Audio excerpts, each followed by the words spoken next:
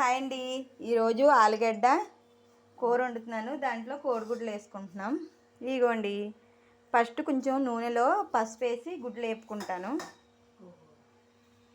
ఇదిగోండి, నూనె కాగిపోయింది. దాంట్లో కొంచెం పసుపు వేస్తున్నా. పసుపు వస్తుంది చూడండి. పసుపు వేసే కూడా కొంచెం వేడెక్కనిచ్చి బాగా నూనె కాగిపోయిందండి. ఇందులో గుడ్లు వేస్తున్నా. మీరు గుడ్లు వేపుతారా వేపరా? నేనైతే వేపుతా. అందులో పసుపు వేసి వేపుకుంటే గుడ్డు అనేది అంటుకోదు. ఎందుకు పసుపు వేస్తున్నారు, పసుపు వేయకుండా వేపొచ్చు కదా అని మీరు అనొచ్చేమో. పసుపు వేస్తే గుడ్డు నూనెలో కడాయికి అంటుకోకుండా మంచిగా వేగుతుంది. సరేనా? గుడ్లు వేగిపోయి ఇలా వేగితే సరిపోతాయి. ఇలా వేగిన తర్వాత తీసి పక్కన పెట్టుకొని ఈ నూనెలోనే ఉల్లిపాయలు వేపుకోవాలి. ఇందులో జీలకర్ర, ఆవాలు, కరివేపాకు వేస్తాను. కొంచెం నోరు తడబడింది, పన్ను పీకించుకున్నాను, అందుకే ఏమనుకోకండి. ఇదిగోండి ఆవాలు, జీలకర్ర ఈ చిటపట్లు ఆడుతున్నాయి. ఆల్రెడీ నూనె కాగిందే కదా. తర్వాత ఇందులో ఉల్లిపాయ, పచ్చిమిరపకాయ వేసేసుకుంటా. ఇగో మేమైతే 2 ఉల్లిపాయలు కోసాం.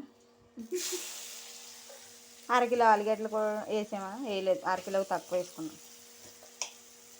ఈ వంట ఎక్కడ చేస్తున్నామని అడగరే మా కవిత గారి ఇంటికాడ. ఉల్లిపాయలు మంచి కలర్ వచ్చేదాకా వేపుకోవాలి. ఇందులో కొంచెం కరివేపాకు.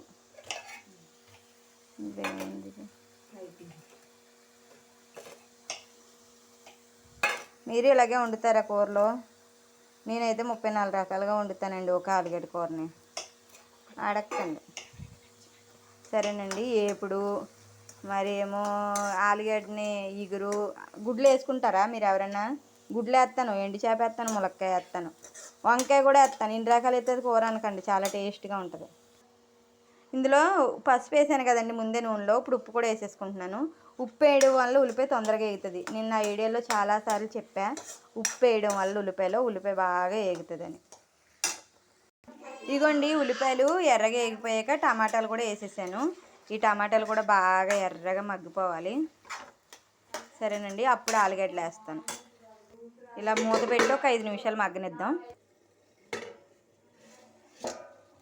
ఇదిగోండి, టమాటాలో వాటర్ అంతా వచ్చేసింది చూసారా? ఒక 5 నిమిషాలు మూత పెట్టేసరికల్లా ఇలా మగ్గిపోయాక బాగా టమాటా బాగా మగ్గిపోవాలి. లేకపోతే ఏమవుద్దంటే టమాటా టేస్ట్ తగులుతుంది, పచ్చి పచ్చిగా అనిపిస్తుంది.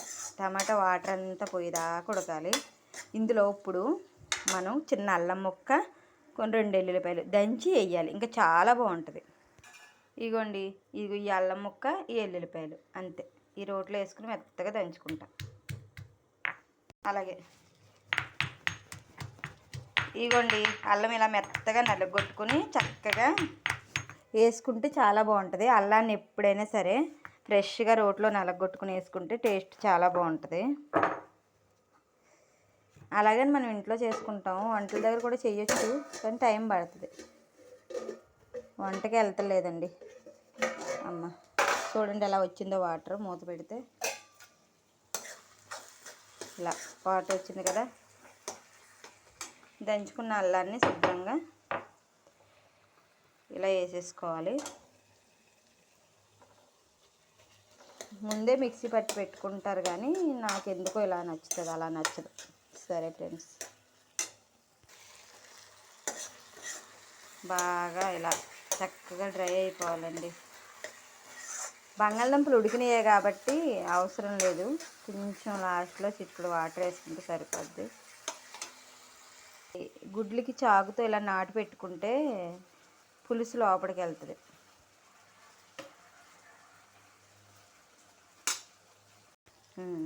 ఇప్పుడు ఇంకొక 5 నిమిషాలు ఇలా టమాటా వేగనిచ్చి గుడ్లు కట్ చేసి పెట్టుకున్నాను, అంటే నాట్లు పెట్టాను, అవి కూడా వేసేసుకొని ఇంకా కూర ఒక్క 5 నిమిషాలు ఉడికితే కూర అయిపోయినట్టే.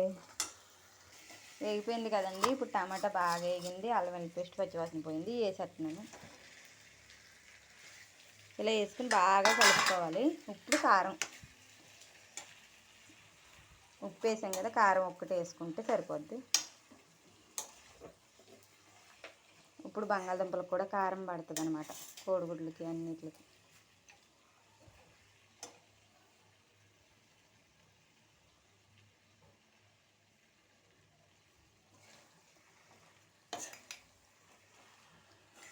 ఇప్పుడు 10 నిమిషాలు బాగా కలిపేసి మూత పెట్టాలి.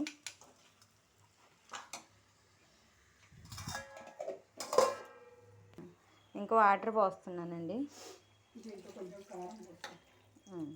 అంతే, ఈ వాటర్ పోసేసి ఒక్క 10 నిమిషాలు ఉడకనిస్తే కోడిగుడ్లు బంగాళదుంప కూర రెడీ. కొంచెం కాకపోతే ఒక 10 నిమిషాలు ఉడకనివ్వాలి. ఇలా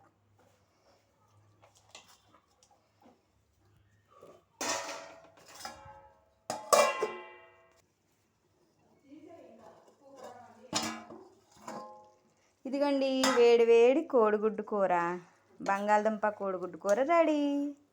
నేనైతే ఇలా వండుతాను, మీరు ఎలా వండుతారో నాకు కామెంట్ చేయండి. Bye friends.